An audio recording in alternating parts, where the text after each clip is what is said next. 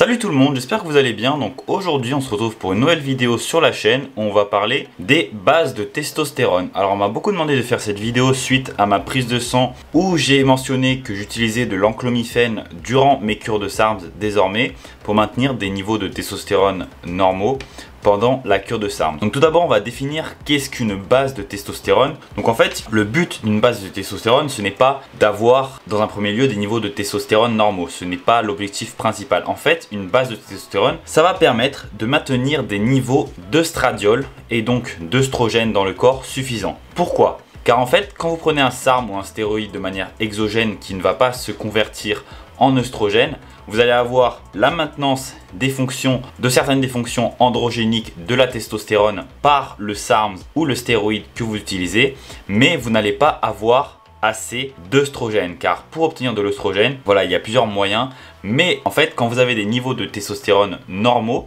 une partie de cette testostérone va se convertir en œstrogène, donc ce qui va vous permettre de maintenir des niveaux d'œstrogène suffisants. Donc pourquoi il est important d'avoir des niveaux d'œstrogène suffisants dans le corps? Donc tout d'abord, si vous avez des niveaux d'œstrogène supérieurs trop importants par rapport à la norme, vous allez avoir de nombreux symptômes qui peuvent entraîner par exemple de la gynécomastie comme on sait. Mais également, ce qu'il faut savoir, c'est si vous n'avez pas assez d'œstrogène, vous allez avoir des douleurs articulaires, des lèvres gercées, une baisse de la libido, une faible empathie et une diminution des fonctions neurologiques de base. Donc c'est pour ça qu'il est très important de maintenir des niveaux d'œstrogène lorsque vous prenez des SARMs ou des stéroïdes.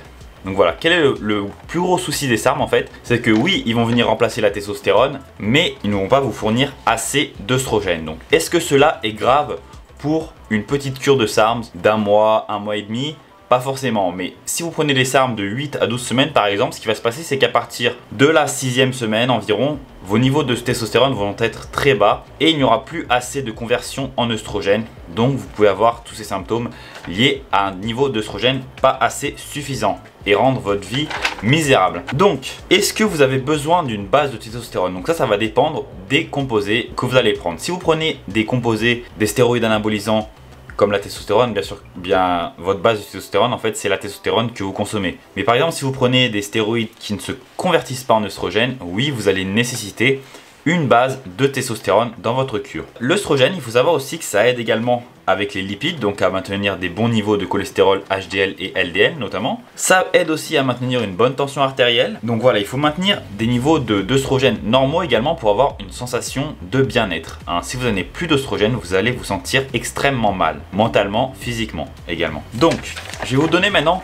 quelques exemples de bases de testostérone que vous pourrez utiliser pendant votre cure de SARMs ou de stéroïdes. Dans un premier temps, bien sûr, la testostérone qui est selon moi la meilleure base de testostérone car ça va remplacer les fonctions physiologiques de la testostérone à des taux normaux plus une conversion en œstrogène qui va être adaptée, optimale car votre corps sait quel est le bon taux d'œstrogène à convertir par rapport à la testostérone. Donc c'est sûr que la testostérone qui se convertit en œstradiol, c'est le meilleur moyen d'avoir des niveaux parfaits d'œstrogène. Après, pour ceux qui ne souhaitent pas s'injecter de testostérone, il peut y avoir plusieurs raisons à ça, on peut également utiliser du clomide ou de l'enclomifène. Alors pourquoi du clomide, de l'enclomifène? Donc car le clomide, il va augmenter la production de LH et de FSH.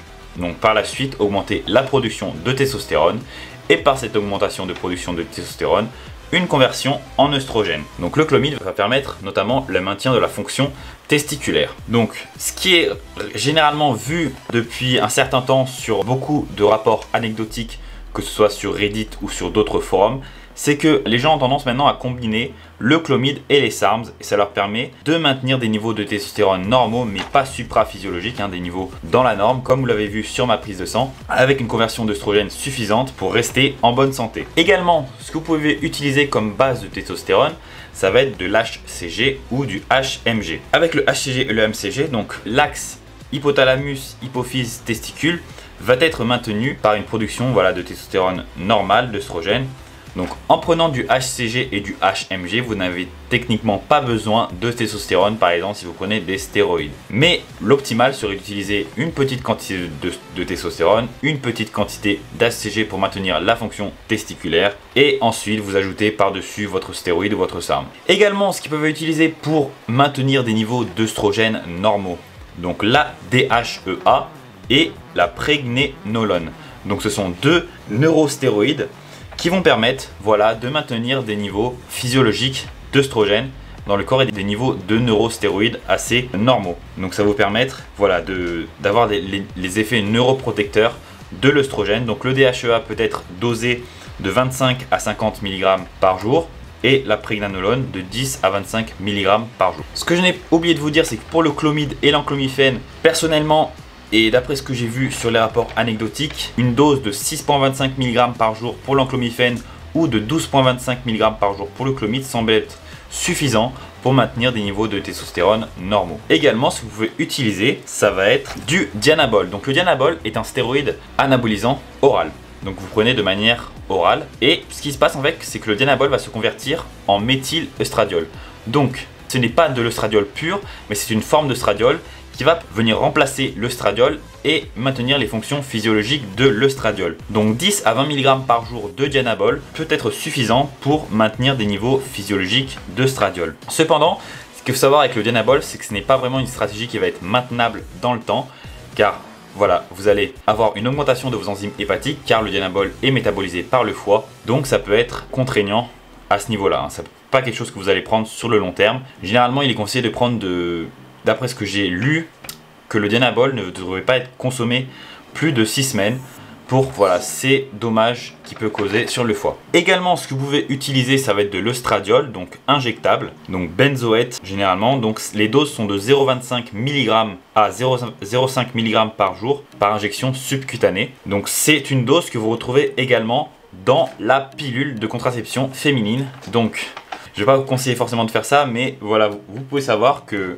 en plus de votre cure de SARM, vous pouvez prendre la pilule, ça va vous permettre de maintenir des niveaux d'œstradiol normaux. Pour faire le point un petit peu sur toutes les bases de testostérone, donc vous avez dans un premier temps, pour moi, les meilleurs choix, la testostérone bien sûr, mais tout le monde n'a pas accès à la testostérone et tout le monde n'a pas envie de s'injecter de la testostérone, ça peut se comprendre.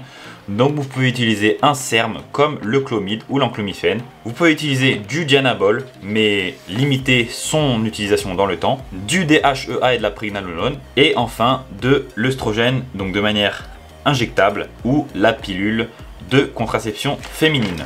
Donc voilà, j'espère que cette vidéo sur les bases de testostérone vous aura plu. J'espère que ça vous aura aidé un peu à comprendre comment fonctionnaient les bases de testostérone. Mais avant de finir cette vidéo, je voulais revenir sur un autre point. Donc voilà, le point sur lequel je voulais revenir, c'est l'utilisation d'enclomifène, donc pendant la cure de SARMS ou après la cure de SARMS, donc que choisir. Il faut savoir que l'enclomifène, c'est le seul SERM qui a été principalement étudié comme traitement de l'hypogonadisme. Il y a eu des études qui ont montré que l'utilisation donc du clomifène ou de l'enclomifène était extrêmement efficace pour augmenter les niveaux de testostérone. Et moi, je l'ai personnellement utilisé comme base de testostérone, donc pour des cures de SARMS. Et vous avez vu sur ma dernière analyse que j'avais des taux normaux de testostérone, même en pleine cure de SARMS à base de YK11 et de S4. Donc personnellement, je pense également qu'il est extrêmement, et ça a été démontré qu'il est extrêmement efficace pour augmenter la fertilité et le nombre de spermatozoïdes. Donc comme vous avez vu, mes niveaux de LH étaient extrêmement élevés, même après avoir arrêté la prise d'enclomifène. Donc personnellement, j'aime davantage avoir de l'enclomifène donc pendant la cure de SARMS, mais il faut savoir aussi qu'un PCT avec l'enclomifène, c'est toujours une option qui va être valable dans ce cas-là. Donc je vais vous lister un peu les avantages et les inconvénients d'utiliser l'enclomifène soit pendant la cure de SARM, soit pendant le PCT. Donc l'enclomifène tout au long de votre cure de SARM, quels vont être les avantages? Donc ça va être une suppression voilà, des diminutions du niveau de testostérone, donc qui va éliminer le besoin d'avoir un PCT après la cure de SARM. Vous allez avoir une testostérone élevée, normale élevée, et de la libido tout au long de votre cycle, donc pas de problème à ce niveau-là, ce qui peut arriver avec une prise de SARMS. Donc par exemple, au bout de la 6e semaine, vous allez avoir une grosse diminution de la libido. J'ai déjà expérimenté ça auparavant avec des cures seulement de SARMS. Il n'y a aucun effet secondaire sur la suppression des niveaux naturels de testostérone. Ça va agir comme une base de testostérone puissante, donc comme si vous injectiez par exemple 100 à 150 mg de testostérone par semaine. Vous allez avoir une bonne sensation générale. Donc l'enclomifène, il faut savoir que ça diffère du clomifène, car le clomifène est composé de zuclomifène et d'enclomifène. Et en fait, le zuclomifène est la partie du clomifène qui généralement entraîne pas mal d'effets secondaires chez les utilisateurs. Donc par exemple, problème de vue, un moral qui baisse, enfin tous ces problèmes-là sont liés au zuclomifène. Donc quand on isole l'enclomifène, on se sent généralement bien, il n'y a pas ces effets sur voilà, le mood, l'humeur. Donc vous n'aurez pas de problème à ce niveau-là. Ce qui se passe également, c'est que vous allez conserver la plupart ou alors la totalité de vos gains, car vos hormones vont être sous contrôle à la fin du cycle. Hein, vous n'allez pas avoir voilà, cette montagne russe au niveau des hormones. Cependant, quels vont être les désavantages d'utiliser l'enclomifène pendant la cure? Donc ça va être des faibles niveaux d'IGF-1. Vous allez avoir des faibles niveaux d'IGF-1 tout au long de votre cure. Donc dans ce cas-là, ce qui est bien, c'est d'ajouter peut-être une petite dose de MK677, car on a vu que le MK677 augmentait les niveaux d'IGF-1 dans le corps. Donc ça peut être une idée, voilà, d'ajouter à votre cure du MK677 pour contrer cet effet négatif de baisse des niveaux d'IGF-1. Quels sont les avantages d'utiliser l'enclomifène comme PCT, donc après la cure de SARM? Donc il va stimuler la production supprimée de LH et de FSH en réveillant fortement votre HPTA, donc ça va permettre un retour à la normale plus rapide. Vous allez conserver la plupart de vos gains. Ça nécessite seulement 4 à 6 semaines, contrairement aux 8 semaines donc, que je recommandais comme maximum dans ma vidéo sur le PCT avec le Nolvadex. Donc là, avec l'enclomifène, vous nécessitez une période de temps moins importante, car je crois que la demi-vie est seulement de 24 heures. Si je ne me trompe pas, la substance va s'accumuler beaucoup plus vite dans votre corps et donc stimuler plus rapidement le retour à la normale. Donc si vous utilisez comme PCT, vous allez prendre seulement de l'enclomifène et pas deux substances à la fois, donc par exemple du RAD et de l'enclomifène, ce qui peut avoir peut-être un effet plus néfaste sur vos enzymes hépatiques ou voilà sur votre corps en général pendant la cure, donc ça peut être aussi un avantage à ce niveau-là. Vous n'allez pas diminuer vos niveaux d'IGF-1 drastiquement par rapport à si vous le preniez voilà, durant votre cycle de SARM. Donc vous allez vous sentir généralement bien également, sauf peut-être les premiers jours donc de la prise, car oui, vous arrêtez les SARM, vous passez sur l'enclomifène, il va y avoir un petit changement, mais vous allez quand même vous sentir bien. Et les effets négatifs, donc les désavantages à utiliser l'enclomifène sous forme de PCT.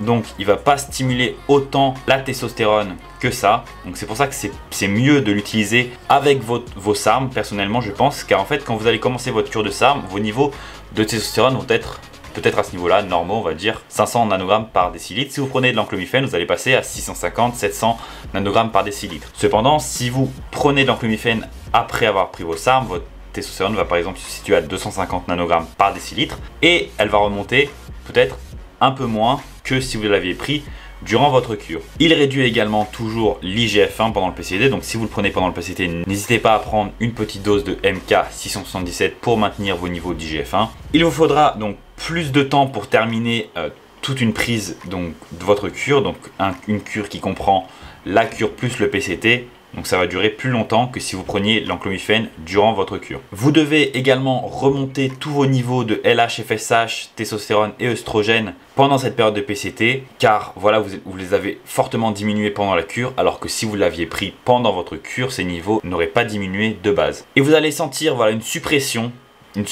hormonale, comme je l'ai dit, de la semaine 4 à la semaine 8. Donc ce que j'ai dit à peu près à partir de la 6e semaine, moi ce que j'ai ressenti personnellement, c'est que vous allez vous sentir mal en fait pendant votre cure de SARM, même si vous continuez à progresser, ou même ça peut carrément arrêter votre progression. Donc voilà, il faut savoir un peu tous les avantages et les désavantages à utiliser l'enclomifène seulement pour le PCT. Donc il faut savoir que si vous prenez l'enclomifène pendant le cycle, vous n'aurez pas besoin d'avoir un PCT par la suite. Donc ça peut être également un autre avantage, à moins que vous soyez en état critique, mais ça me semble personnellement inutile. Donc voilà, j'espère que cette petite aparté vous aura aidé sur l'enclomifène. Donc cette vidéo sur les bases de testostérone est officiellement terminée maintenant. Je vais vous laisser tranquille. N'hésitez pas à vous abonner à la chaîne, à liker la vidéo et à laisser un commentaire pour me dire ce que vous avez pensé de cette vidéo. Si vous avez n'importe quel type de questions, n'hésitez pas à me les poser également sur mon Instagram qui va s'afficher à l'écran, Pierre-du-8 Gourdon. Également, si vous souhaitez vous fournir en SARM, n'hésitez pas à aller sur Pure Rose où j'ai un code de réduction